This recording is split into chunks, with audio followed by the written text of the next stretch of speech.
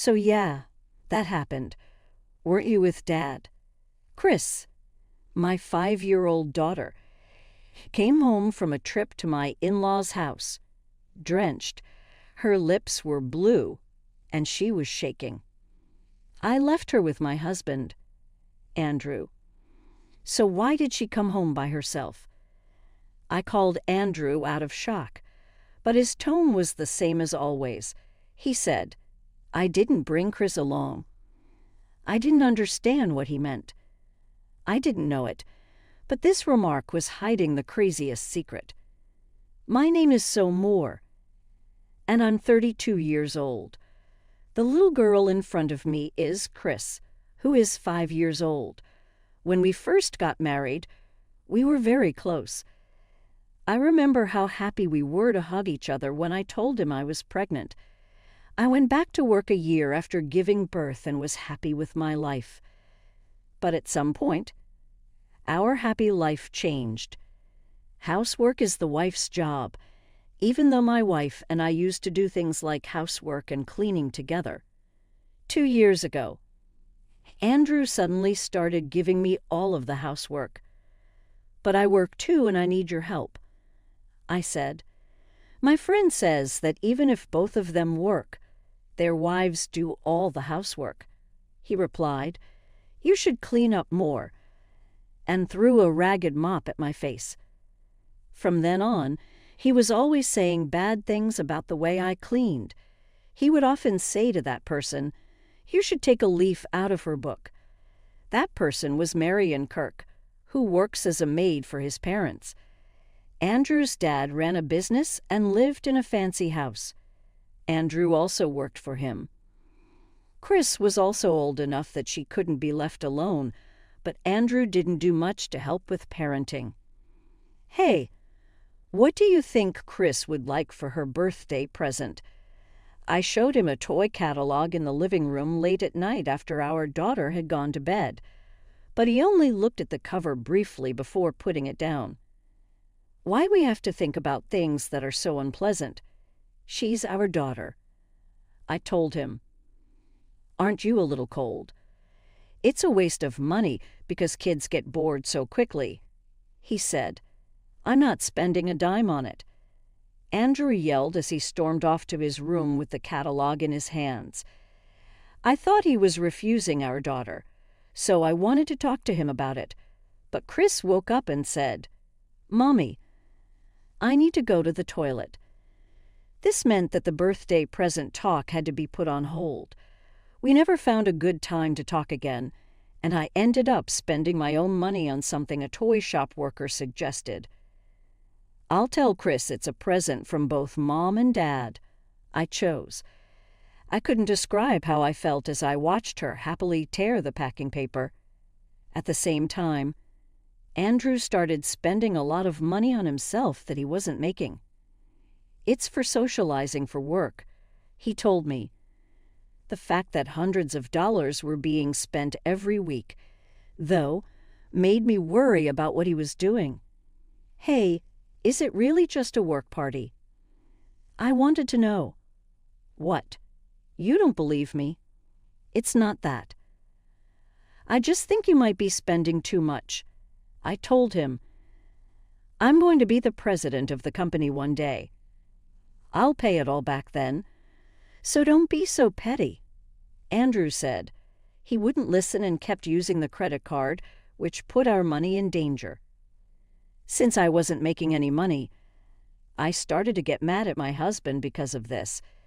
But because Andrew and I came from different places, I couldn't fully blame him.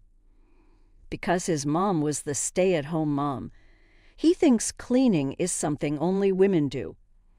Since my husband is the hair, he may be going through things I can't even imagine. I chose to be patient until he realized that women work too. I promised to help him as much as I could until he becomes a great CEO like his dad and is more at ease with his life. After some time, it was a Sunday in the middle of March. Yesterday was my mother-in-law's birthday, and every year we celebrated at my in-laws' house. Their house is just down the road from ours, about a 15-minute walk at an adult's pace. It might take more than twice as long with Chris, though, because she always wants to stop at the park on the way. Also, staying the night before these kinds of important events had become the norm. I can't wait to see Grandpa and Grandma. Chris loved going to see them every time. But I had to go to work on the Saturday before my mother-in-law's birthday. Right as we were getting ready to leave with our bags for my in-law's house, Mommy's got to work. Should we go to Grandma's house tomorrow? Chris was always a pleasure to be around because she was so mature for her age. I did feel bad, though, about making my in-laws take care of a kindergartner. No, I want to go, Chris said. She was ready to go and had her favorite toys packed in her backpack. If we stay, what should we do? Should I take care of her? Let's go to my dad's house by ourselves then, but it's okay. I'll talk to them, he said, picking up the phone and calling my in-laws before I could answer. He began to describe our situation. I took Andrew's phone to at least thank my in-laws because I wanted to.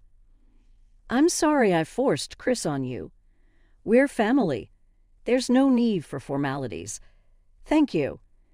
That's right, I thought to myself. With the maid and Andrew with her, there's not much to worry about. My husband still doesn't want to help with childcare, but I held my cool and didn't let that show. They finally left our house in the afternoon. I chose to finish my work and visit my in-laws the next day. I'm off. I quickly grabbed my work bag and got ready to go to the office. There wasn't a cloud in the sky at that time, but as time went on, the weather got worse. By evening, it was pouring down rain, cold as if to tell the future. After getting home early from work, I stayed up until 6:00 p.m. to rest. I was in the middle of getting ready for a relaxing bath when the doorbell rang. I was shocked to see Chris, who was drenched. Chris, weren't you supposed to go to Grandma's house with Dad? Chris was shaking from the cold. Her lips turned blue, and her hands were as cold as ice. I chose to let her take a bath first because she looked so tired. Meanwhile, I called Andrew to let him know what was going on. What's going on here? I asked. I forgot to bring her to my dad's house, he said. I couldn't understand why he let our daughter come home alone while she was drenched. Why didn't you at least give her an umbrella? I asked. I tried to, but she said she didn't need it and ran off. Andrew replied. He refused to take responsibility for what he did. She is safe, so there's no problem, he said, and then hung up. After things calmed down, I asked Chris to come over. Why didn't you visit your grandmother today? You're excited about it, I asked.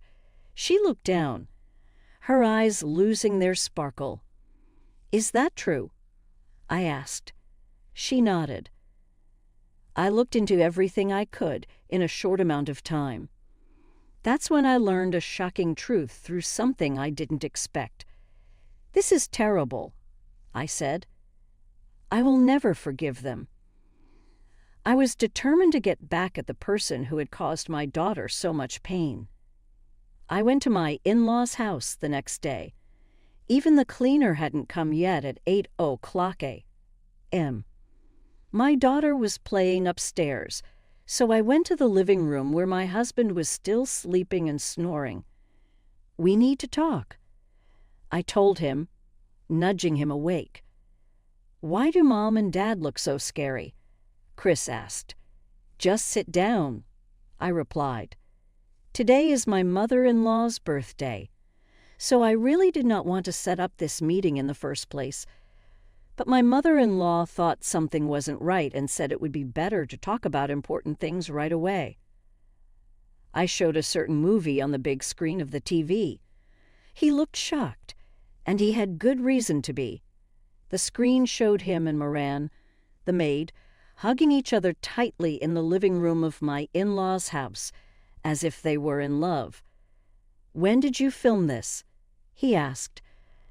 "I found this video while investigating."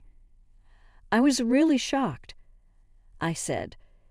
The two in the video paid no attention to the lens.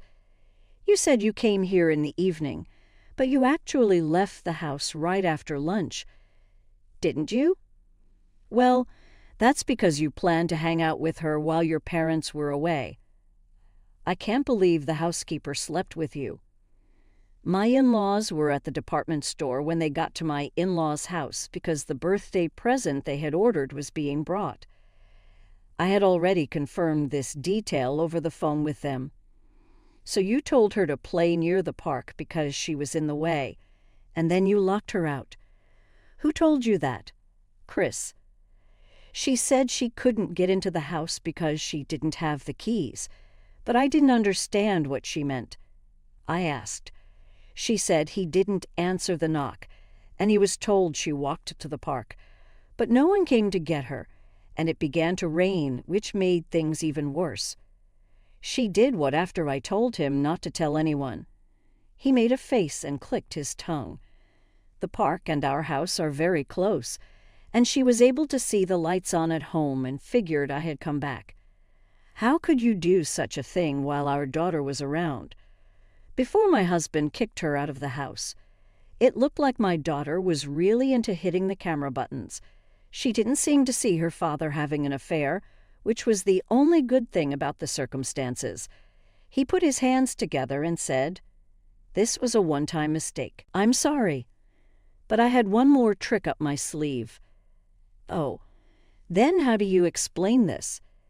I threw a bunch of love letters on the table.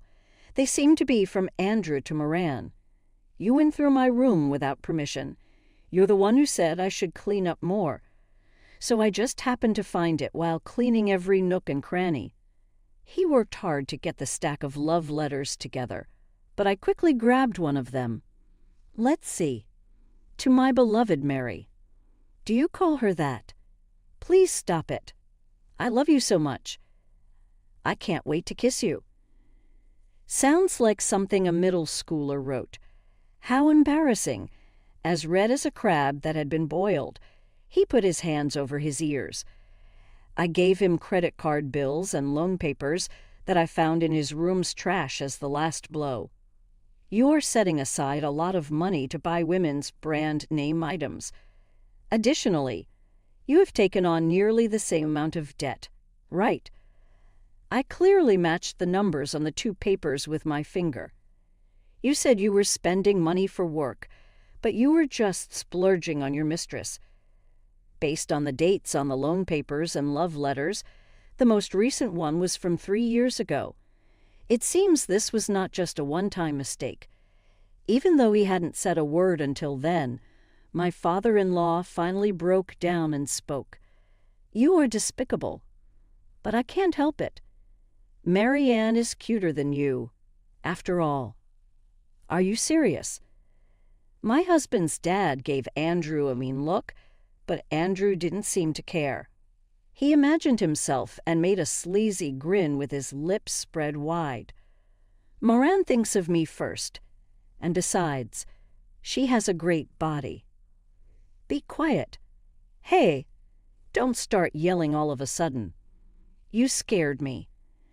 My husband's father yelled at Andrew, and my wife's mother stood next to him and quietly agreed.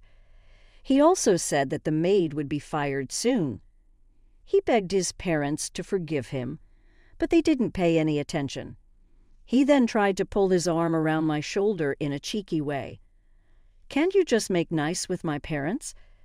Why should I have to do that?" "Because you're my wife, right? Wives should do what their husbands tell them to do. Don't rely on me only when it's convenient for you."